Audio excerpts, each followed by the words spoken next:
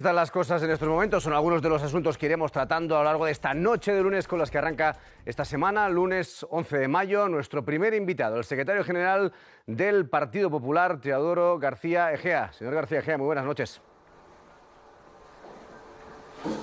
Hola, muy buenas noches. Bueno, lo primero, ¿cómo ha visto esta primera jornada de fase 1 en parte del territorio español? No sé qué balance hace.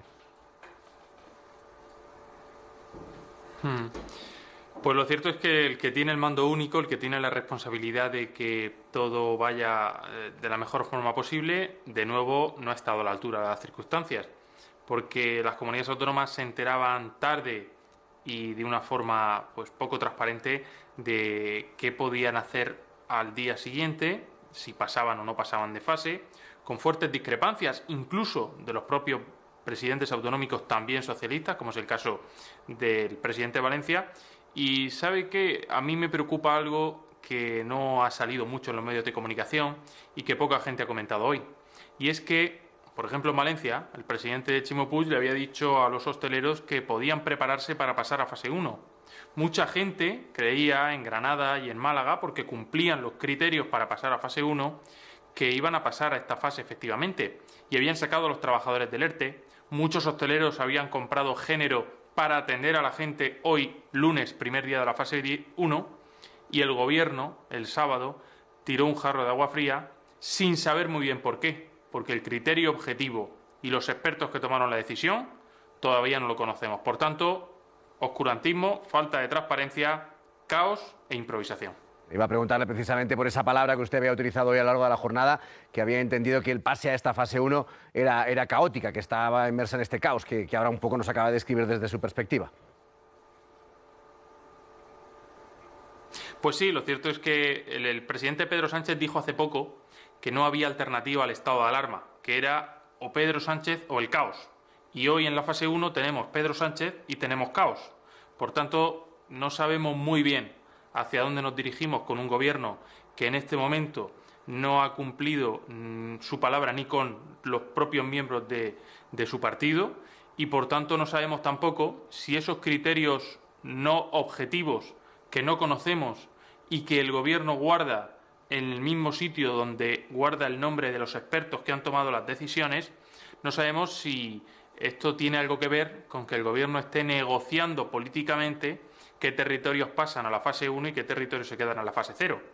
Queremos pensar que el Gobierno no está negociando con la salud de los españoles este desconfinamiento para mantenerse en el poder su mayoría parlamentaria, porque sería extremadamente grave que el Gobierno pusiera por encima de la salud de los españoles la salud del propio Gobierno. De todos modos, en principio sí que hay unos criterios claros establecidos, que son las camas de UCI, las camas de planta, por decirlo de alguna manera, en función de la población de cada una de las comunidades, y también números claros de enfermos en las últimas semanas, casos sospechosos, etcétera, etcétera. ¿Para usted no están suficientemente claros los criterios? Bueno, es evidente que Granada o Málaga cumplen esos criterios tanto como otras regiones o otras provincias de España y no han pasado a la fase 1. Es más, hay zonas de Málaga y zonas de Granada que podían haber pasado a la fase 1, como lo han hecho zonas de Cataluña, de Valencia o de otras comunidades autónomas, no solo la propia provincia, sino parte de la propia provincia. Y estoy hablando de la costa tropical de Granada, estoy hablando del interior de la provincia de Granada, estoy hablando de zonas de Málaga que podían haber pasado a la fase 1 porque cumplen estos supuestos requisitos, analizados por estos supuestos expertos cuyo nombre no conocemos, y por tanto pues que no hayan pasado de fase y que no hayan tampoco atendido la petición de que unas zonas pasen y otras no, como sí han hecho en otros lugares, hoy no ha tenido ningún tipo de explicación por parte del Gobierno. Y esto pues da pie a que muchos ciudadanos piensen que se está negociando con la salud de los españoles para mantener la salud del Gobierno. Cuando dice que se está negociando políticamente, ¿se refiere a alguna comunidad en concreto, por ejemplo al País Vasco, donde hoy algunos medios apuntan a que habría algunas diferencias que incluso dejarían al País Vasco en peor situación que Valencia, y que Valencia no ha podido disfrutar plenamente de esa fase 1 y sí el País Vasco? No me refiero exactamente a ninguna comunidad en concreto, me refiero a que todas las comunidades autónomas que cumplan cierto criterio, todas las provincias que cumplan ciertos criterios, deben pasar de fase, y las que no, pues no deben pasar de fase, ¿no? Es muy sencillo, y si conociéramos el nombre de los expertos, se publicase un baremo y una puntuación de cada una de las provincias, como se hace en cualquier proceso selectivo de cualquier naturaleza, educativo, laboral, profesional, etcétera, pues todos hubiéramos acudido a unas tablas perfectamente explicadas y con una puntuación perfectamente tabulada, donde ver claramente que uno pone por encima de la política a la salud de los españoles y a los criterios técnicos y objetivos. Pero hoy, lamentablemente, creemos que los mismos que tomaron la decisión de empujar a la gente a manifestarse el 8 de marzo, pues están tomando decisiones y asesorando al Gobierno en calidad de expertos. Quería preguntar, ha hecho referencia varias veces a un hecho que es una evidencia, es el anonimato, ¿no? No sabemos quién está tomando esa decisión sobre qué comunidades pasan y qué comunidades no pasan. ¿El PP tiene en sus manos algún instrumento para poder forzar que el Gobierno lo haga público? ¿El Gobierno se escuda en el hecho de que no quiere someter a presión a esos expertos? ¿El PP va a aprobar de alguna manera que se hagan públicos esos nombres?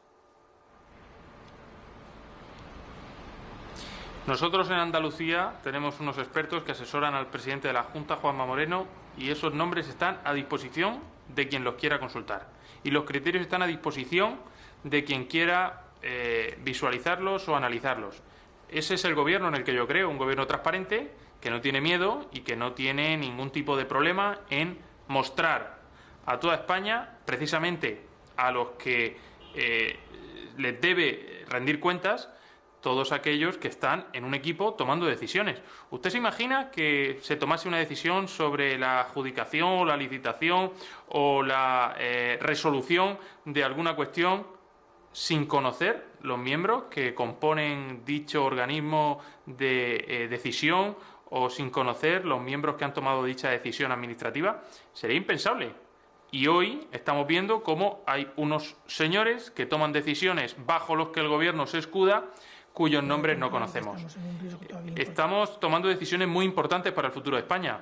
Si hay personas que no están dispuestas a ser analizadas en un escrutinio público, lo mejor es que no se dediquen a estas cuestiones, porque hoy España necesita personas que estén dispuestas a ser analizadas, a ser escrutadas y a que den la cara por las decisiones que toman, porque están en juego la salud de los españoles y el futuro de la economía de España. Yo creo que es suficientemente grave como para que sepamos quién está asesorando al Gobierno. Pero le preguntaba si ustedes disponen o creen que disponen de algún instrumento político de otro tipo para intentar forzar que se puedan hacer públicos esos nombres.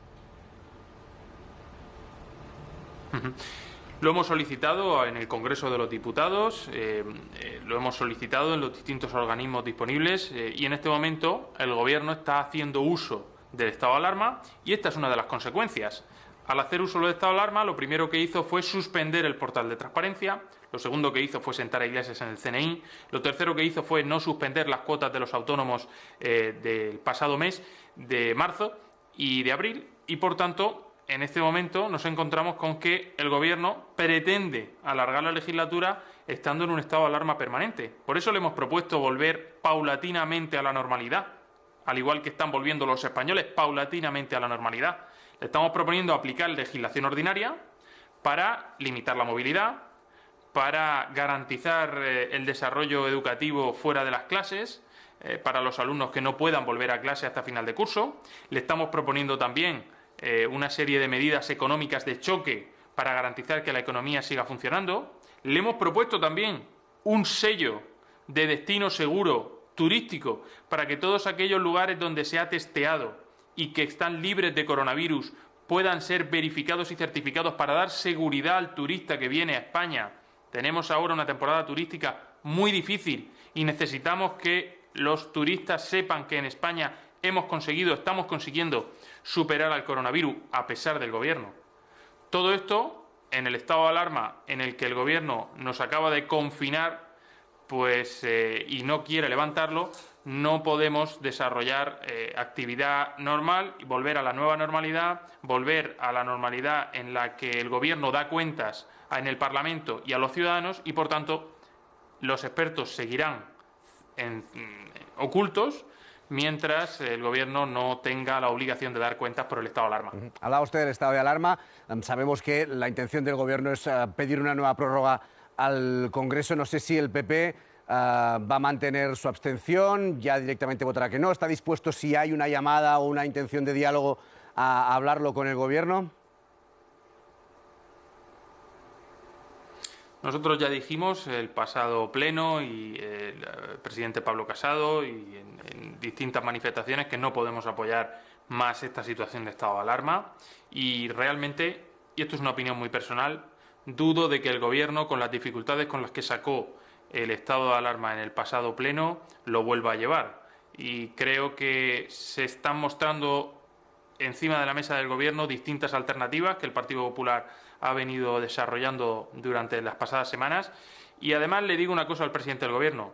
Si no sabe cómo aplicar legislación ordinaria para mantener las restricciones que se deben mantener en estas fases del desconfinamiento, lo tiene muy fácil.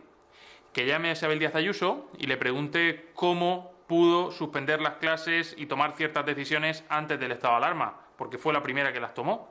O que llame a Fernando López Miras y que le pregunte cómo fue capaz de confinar a parte de la población que se estaba desplazando de otros lugares para evitar la dispersión del virus. Es muy fácil tomar estas decisiones siempre que uno quiera y siempre que uno asuma que un presidente del Gobierno, por muy presidente que sea, tiene que someterse al control del Congreso y tiene que someterse al control de los españoles. Parece como si Pedro Sánchez quisiera vivir toda esta legislatura en el estado de alarma, porque lo que se trata es de que los españoles estén bien, no de que el Gobierno esté cómodo. Y por eso necesitamos levantar el estado de alarma y aplicar legislación ordinaria para que los que estén cómodos y los que estén bien sean los españoles y no el Gobierno. Sí que es verdad que de todos modos control hay, porque hay sesión de control. Este mismo miércoles habrá sesión al control, hay comparecencias prácticamente semanales de la mayoría de los ministros. ¿Para ustedes no es suficiente eso? Bueno, hay sesión de control este miércoles. El pasado miércoles no hubo sesión de control. Parece que al presidente, pues siempre que puede, se salta una sesión de control. No le gustan las sesiones de control, no le gusta que le controlen. Esto es algo que hemos visto claramente. La semana pasada no le gustan tampoco las ruedas de prensa. Un debate muy intenso. Un poco durante el estado de alarma. Digo que la semana pasada hubo un debate muy intenso, precisamente entre el señor Casado y el señor Sánchez, por la prórroga, digo, precisamente. Sí, al final el señor Sánchez, siempre que tiene una excusa, se puede ahorrar la sesión de control. Podríamos haber tenido el debate el martes y el miércoles podríamos haber tenido sesión de control sin ningún tipo de problema, ¿no? Porque además, sabe usted que al presidente del Gobierno las ruedas de prensa tampoco le gustan y cuando se celebran tampoco es que sea muy explícito en cuanto a la información que traslada, ¿no? Se ha inventado el señor Sánchez el estudio este de la Johns Hopkins que suele mencionar de forma alegre. Y el sábado, cuando le preguntaron por el estudio que decían en la Johns Hopkins que es un estudio falso, que es fake, que no existe, pues el señor Sánchez despachó al periodista diciendo los datos están ahí. Y ahí siguió en la respuesta, ¿no? Al final, un presidente del Gobierno no puede citar un estudio falso que no existe de una universidad tan prestigiosa como la Johns Hopkins y despacharse en una rueda de prensa diciendo los datos están ahí. Si le han pillado mintiendo, señor Sánchez, uno no puede esconder la realidad. Uno no puede vivir en una realidad paralela. Por tanto, creo que el señor Sánchez lo que no quiere es dar cuentas al Congreso, lo que no quiere es dar cuentas a la ciudadanía y pues todo parece indicar que los criterios objetivos y los expertos que asesoran al Gobierno son tan falsos como el estudio de la Johns Hopkins. Señor García Egea, el próximo 23 de mayo Vox ha convocado protestas en Coches por España en contra de la gestión del Gobierno en esta pandemia. No sé si ustedes comparten la protesta o podrían sumarse. Hola, presidente, buenas tardes. De la Agencia Catalana de Noticias. Nosotros somos el Partido Popular, somos el partido que gobierna en la Comunidad de Madrid, en Andalucía, en Galicia, en Castilla y León, en la región de Murcia, en el Ayuntamiento de Madrid con José Luis Martínez Almeida. Somos un partido que somos la única alternativa que tiene España a este de gobierno de Pedro Sánchez y Pablo Iglesias y nosotros nuestras manifestaciones las hacemos en el Congreso, las hacemos registrando propuestas alternativas a este estado de alarma permanente que tiene Pedro Sánchez y nuestras manifestaciones las hacemos con rigor, con seriedad y mostrando a España una alternativa esperanzadora a este lamentable gobierno que tenemos en este momento. Realmente los españoles tienen que saber que hay una alternativa a lo que hoy tenemos en este Gobierno, que hay una alternativa de crecimiento y de futuro y que el Partido Popular va a estar ahí, va a estar trabajando con rigor y con seriedad en las instituciones, porque, le voy a citar un ejemplo, el domingo, estas son las manifestaciones a las que acude el Partido Popular. El presidente de la Diputación de Alicante ha aprobado una gratificación extra para todos los trabajadores sanitarios, para todos los que han estado en primera línea luchando contra el coronavirus. Esas son las manifestaciones que pueden esperar los ciudadanos del Partido Popular. Ha hecho varias referencias a Díaz Ayuso, a la gestión del Gobierno de Madrid. De hecho, siempre el PP ha dicho, desde que se constituyó ese Gobierno, que iba a ser un poco la punta de lanza de su alternativa al Gobierno de Pedro Sánchez. ¿Mantienen esto pese a las polémicas repetidas de los últimos días o lo que vimos la semana pasada con las dudas, una dimisión justo cuando se estaba pidiendo si se decidía o no a la fase 1? ¿Sigue siendo Madrid un ejemplo de gestión para el Partido Popular? Bueno, yo creo que Madrid ha ganado mucho con la elección de Isabel Díaz Ayuso, de situar dentro del equipo de la Consejería de Sanidad, de Enrique Ruiz Escudero, que es un gran profesional, un gran consejero, ha situado al director del Hospital de IFEMA, al que ha dirigido ese milagro que hemos conseguido entre todos, que es un ejemplo. Decían que en 10 días habían conseguido levantar un hospital con 1000 camas en China, en Wuhan, y aquí hemos conseguido levantar en pocas horas un hospital de 5000 camas con ayuda del Ejército, con ayuda de voluntarios, con ayuda de los gobiernos que están implicados en esto, que son la Comunidad de Madrid y el Ayuntamiento de Madrid. Por tanto, creo que es un ejemplo. El doctor que se ha incorporado a la consejería de la Comunidad de Madrid, al equipo de Isabel Díaz Ayuso, y creo que este es el camino que tenemos que seguir: atraer a gente con talento, atraer a personas que quieren dar lo mejor de sí mismos, y dentro de la gestión pues pueden desarrollarse, digamos, propuestas que estamos poniendo encima de la mesa para acabar de una vez por todas con esta crisis sanitaria y también con la económica desde la Comunidad de Madrid. Creo que la Comunidad de Madrid, el Ayuntamiento de Madrid, los gobiernos en general del Partido Popular y en los que también participa Ciudadanos, pueden dar muchas lecciones de coherencia, de sensatez y de adelantarse a la situación, como he dicho antes, en el caso de Murcia, por ejemplo, al gobierno de Pedro Sánchez. Usted sabe que estos días se dicen muchas cosas de lo que puede pasar en los próximos días en el gobierno de Madrid, que a lo mejor la estabilidad en la coalición con Ciudadanos no es lo serena y lo fuerte que debería ser. ¿Temen poder perder el gobierno de Madrid o que haya algún movimiento para intentar apartar a Díaz Ayuso por parte de Ciudadanos?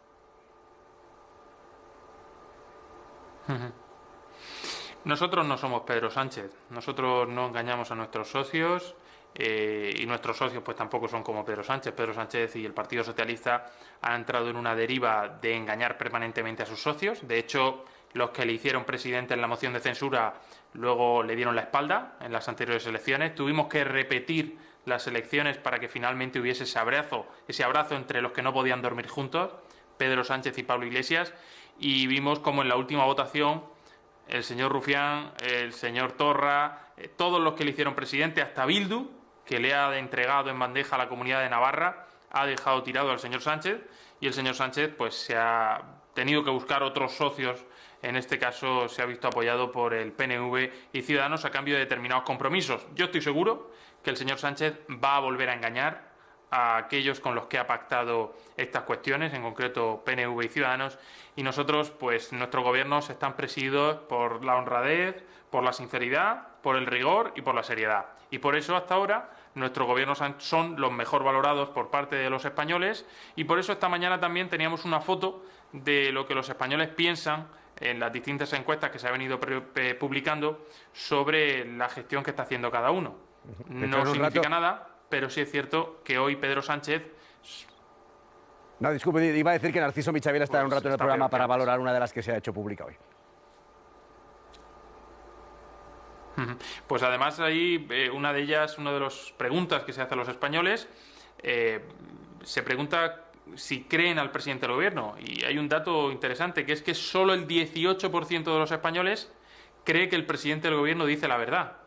Este es el polígrafo de España entera, este es el verdadero análisis que hacen los españoles sobre los estudios de la Universidad Johns Hopkins, que el señor Sánchez suele citar, y sobre todos esos bulos que suelen difundir desde el gobierno para intentar desacreditar a sus rivales políticos.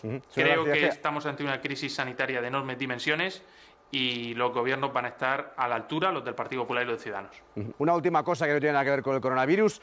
En Badalona se busca alcalde, hubo una situación que obligó a la dimisión del anterior alcalde. Recordemos que la formación más votada en las últimas elecciones municipales fue el PP, con García Albiol al frente, pero el PSC propone de nuevo pactar con lo que es Badalona en Comú, suma de independentistas y comunes, para repartirse lo que queda de mandato. No sé qué le parece esta situación que se repite en Badalona, del todos contra García Albiol.